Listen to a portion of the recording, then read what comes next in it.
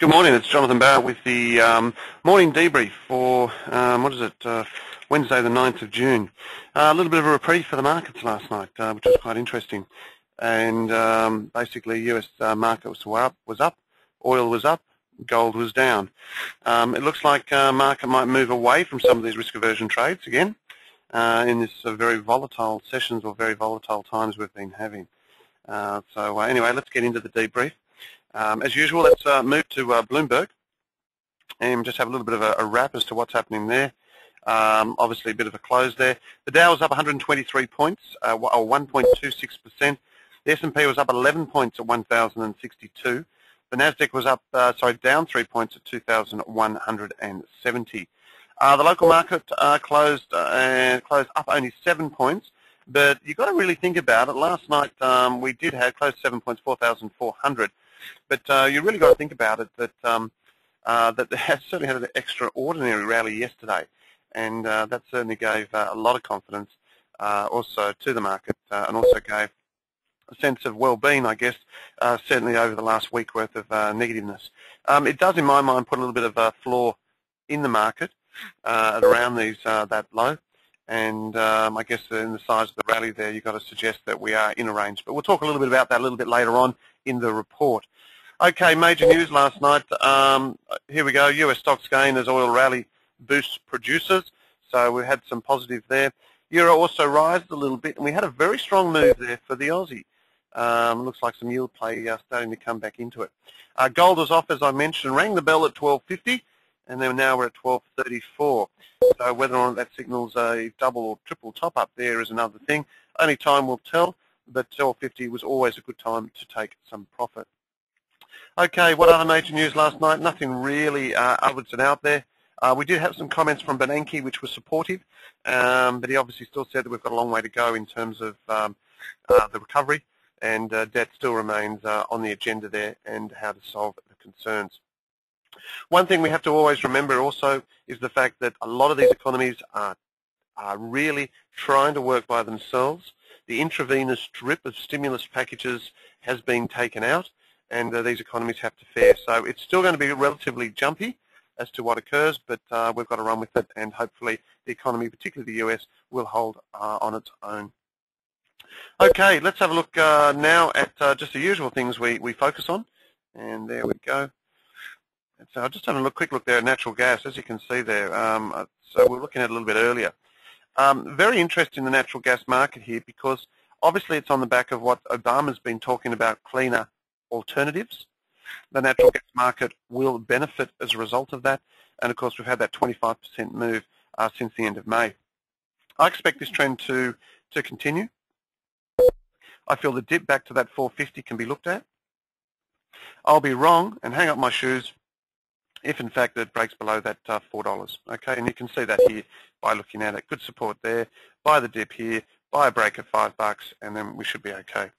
Okay, so that's just a quick look at the natural gas, but moving on to the things that we normally look at. Dollar index, 88.13, had a quick high there. It's still looking quite high on the top side on the daily charts. This momentum indicator does concern me a little bit, as does this other high here. So we're coming up to that area where we've got to be a little bit cautious about dollars, and I think it's warranted at the moment. Looking at the Aussie dollar, a very good strong move here for the Aussie. You can see the daily chart. These are the areas of concern, obviously through that 81 and 80.70. It's tested us a few times, but when you look at that hourly chart, I like it. It does feel as if there's a low there, dips to be supported there on that Aussie, and wouldn't be surprised to see it up around 85 pretty soon. So stick with that one there. Euro still finding it very difficult to move out of this bracket. 119.70 is where it is, and as you can see, very hard to move and shake. I've got to be encouraged. In fact, it's a very hard trade here to do anything. The only thing I can suggest is that if you want to look at it on a break through that high there, through that 120. That's 120.20, 120.30. That's the only way I could really look at it.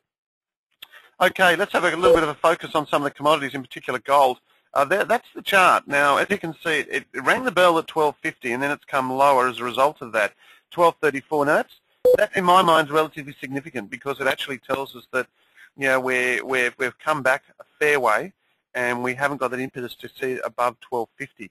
Also, when Europe sealed some more of those austerity measures, the European finance ministers, that also gave me a little bit of a signal that perhaps the risk aversion trades will slowly be unwound, and that's something which I think we can look at.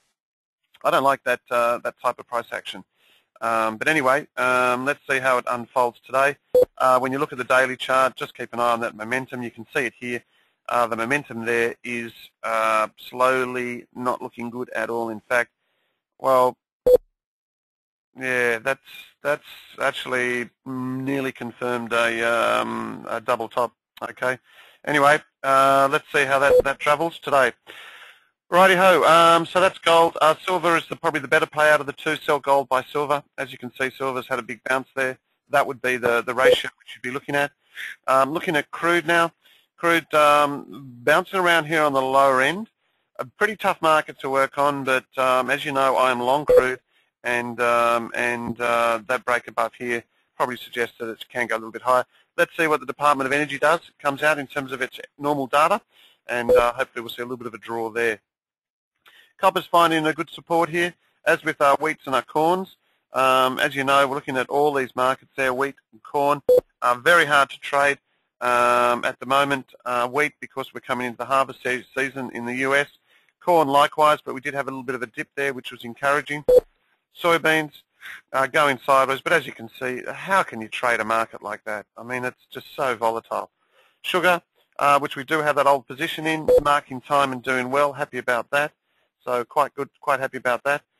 Just looking at the local market now on the equities, there you can see that strong rally last year and closing high. Probably expect to see that to 4,450 pretty soon.